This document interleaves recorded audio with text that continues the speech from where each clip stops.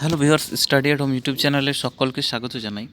তো আজকে আমি পিকে দাস সরকারের বই থেকে যে বেঙ্গলি টু ইংলিশ ট্রান্সলেশন আছে তার 87 যে তোমাদের প্যাসেজটা দেওয়া রয়েছে সেটা আজকে করব। তো যারা চ্যানেলে নতুন আছে অবশ্যই চ্যানেলটাকে সাবস্ক্রাইব করো, নোটিফিকেশান বেলটা অন করে রাখো, তাহলে ভিডিও ছাড়লে নোটিফিকেশান পেয়ে যাবে। তো 87টা একজন কমেন্ট করেছিল, তো সেই জন্য আমি আগে এটা করালাম। আর একজন কমেন্ট করেছে মনে হয় 90টা, তো এটা আজকে সম্ভব না, কারণ আমি অলরেডি এটার যেগুলো ক্লাসগুলো রেডি করেছি, কারণ সারাদিন তো টাইম ধরে ক্লাস করা যায় না এভাবে। আমি একবারে পুরো ভিডিওগুলো করে নিই, দিয়ে তারপর একটা শিডিউল করে দিই, ওটা অটোমেটিক পাবলিশ হয়ে যায়। সেইভাবে আমার করা থাকে সেটিং, কারণ সারাদিন বসে আমার সম্ভব থাকে না যেটা করার। তো যেটুকু পাই আগের থেকে রেডি করে এক টাইমে ভিডিওগুলো বানিয়ে রাখি, সেই জন্য আমি নেক্সট দিন করাবো এটাই টার্গেট নিয়েছি। তোমাদের যারা যারা কমেন্ট করেছিল, 108 নম্বর একজন কমেন্ট করেছে। তো চলো শুরু করছি ক্লাসটা। তো দেখো, প্রথম লাইনটা দিকে আসছি। দ্বিতীয় চন্দ্রগুপ্ত সুযোগ্য পিতার সুযোগ্য সন্তান ছিলেন। তাহলে এখানে একটা হিন্টস দিয়েছে, যেটা বলছে worthy son of a worthy father, অর্থাৎ সুযোগ্য পিতার সুযোগ্য পুত্র সন্তান আর কি। ঠিক আছে, তাহলে এই হিন্টসটা আমি কাজে লাগাবো। বলছে যে দ্বিতীয় চন্দ্র, এখানে সাবজেক্ট হচ্ছে দ্বিতীয় চন্দ্রগুপ্ত, তাহলে ছিলেন, তাহলে ওয়াজ দিয়ে করতে হবে। কী ছিলেন না, একজন সুযোগ্য পিতা সুযোগ্য সন্তান ছিলেন। তাহলে চন্দ্রগুপ্ত টু এভাবে লিখতে হয়, এখানে দ্বিতীয় চন্দ্রগুপ্ত টু এইভাবে লিখতে হবে আমাদেরকে।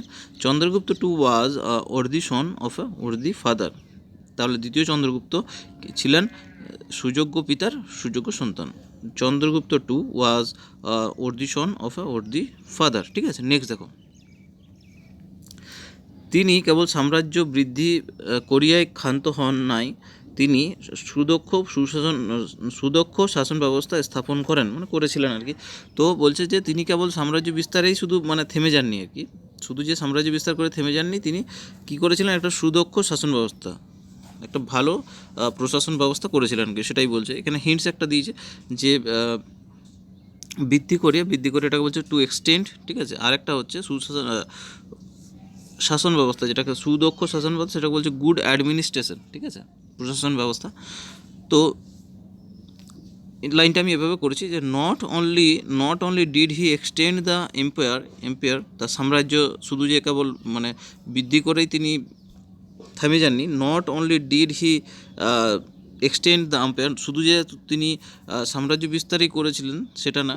Not only did he extend the empire, শুধু যে সাম্রাজ্য বিস্তারই তিনি করেছিলেন সেটা না। হি অলসো, তিনি প্রতিষ্ঠা করেছিলেন আর কি, অলসো এস্টাবলিশড গুড অ্যাডমিনিস্ট্রেশন, ভালো একটা প্রশাসন ব্যবস্থা কিন্তু তিনি স্থাপন করেছিলেন। Not only did he extend the empire, he also established good administration. ঠিক আছে, আশা করি বোঝা গেছে। তো পরের লাইনে আসছি।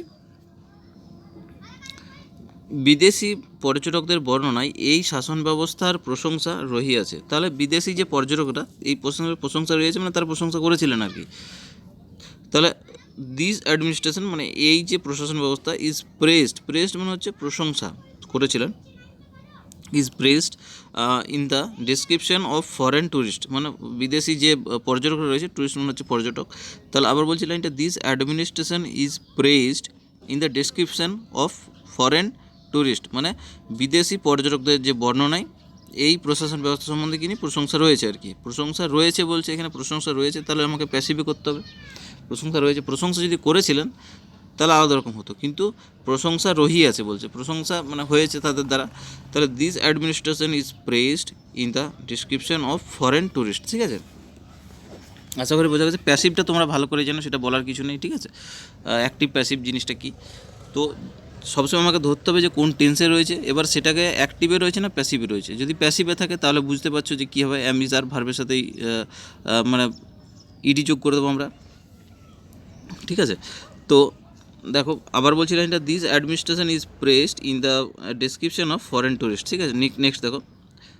জনসাধারণের অবস্থা খুবই ভালো ছিল, তাহারা সুখী জীবনযাপন করিত। তাহলে সেখানকার যে জনসাধারণ ছিল তাদের অবস্থা ভালো ছিল এবং সুখী জীবনযাপন করতো। তাহলে the condition of the people was very good, অবস্থাটা সেখানকার যে জনসাধারণ অবস্থাটা কিন্তু খুব ভালো ছিল। The condition of the people was very good, ভালো ছিল জনসাধারণ অবস্থাটা।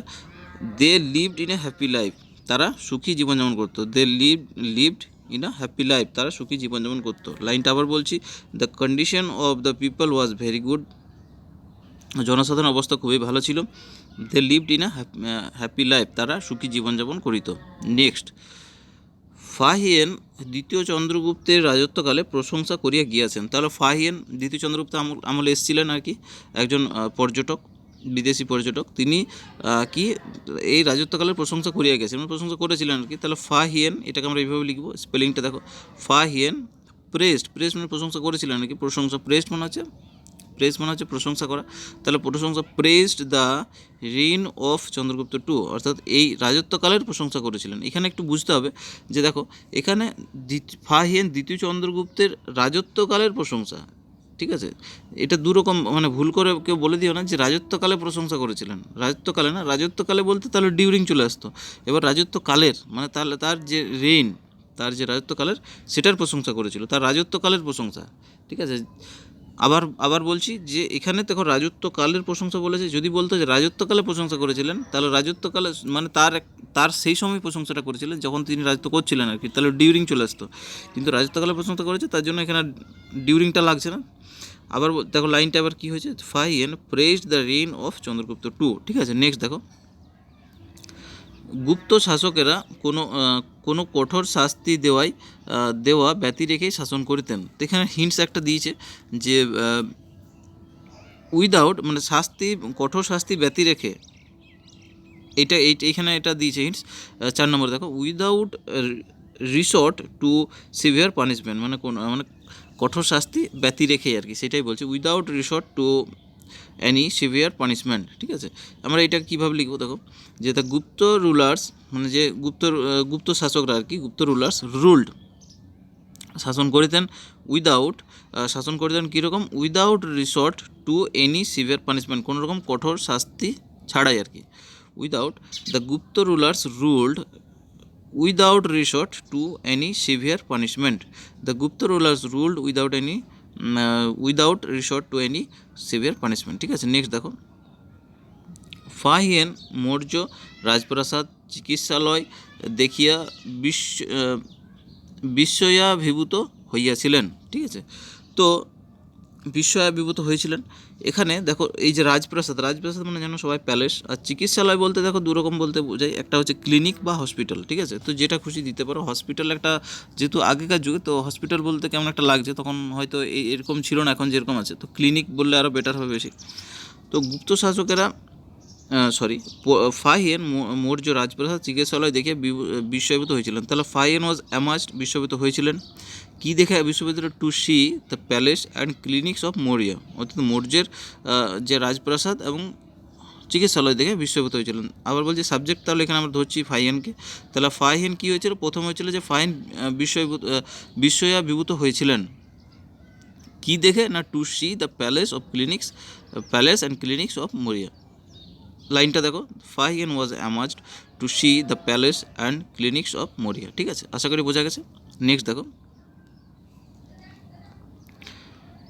তাই গুপ্ত রাজগণের অধীনে ভারত সাম্রাজ্যের পুনর্গঠন ভারত ইতিহাসে গৌরবোজ্জ্বল অধ্যায়। তাই গুপ্ত রাজগণের অধীনে ভারত সাম্রাজ্যের পুনর্গঠন ভারত ইতিহাসের এক গৌরবোজ্জ্বল অধ্যায়। এখানে দেখো পুনর্গঠন বলতে এখানে রিভাইভাল, ঠিক আছে। রিভাইভাল, পুনর্গঠন বলতে অনেক রকম ইউজ করতে পারো, একটা হচ্ছে রিভাইভাল হতে পারে, রিকনস্ট্রাকশন হতে পারে, ঠিক আছে।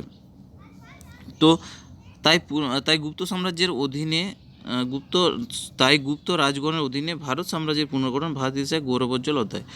মানে তাই the revival of Indian empire মানে হচ্ছে সাম্রাজ্য, তাহলে রিভাইভাল অফ ইন্ডিয়ান এম্পায়ার অর্থাৎ ভারত সাম্রাজ্যের পুনর্গঠন আন্ডার দ্য গুপ্ত কিংস, মানে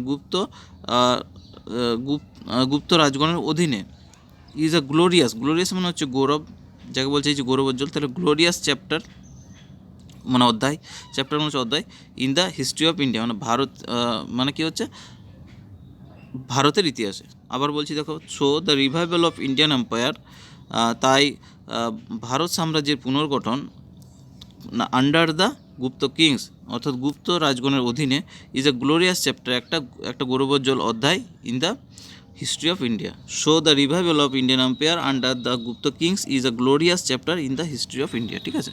তো আজকের ট্রান্সলেশনটা আমি এখানেই শেষ করলাম। কেমন লাগলো সেটা কমেন্ট সেকশানে জানাবে, আর লাইক দিতে ভুলো না, শেয়ার করো, যারা আরও যারা প্রিপারেশন করছে তাদের সাথে শেয়ার করো, আর যদি সাবস্ক্রাইব করো না এখনও চ্যানেলটাকে সাবস্ক্রাইব করে নাও। তো থ্যাংক ইউ সবাইকে, পরের ভিডিওতে দেখা হচ্ছে।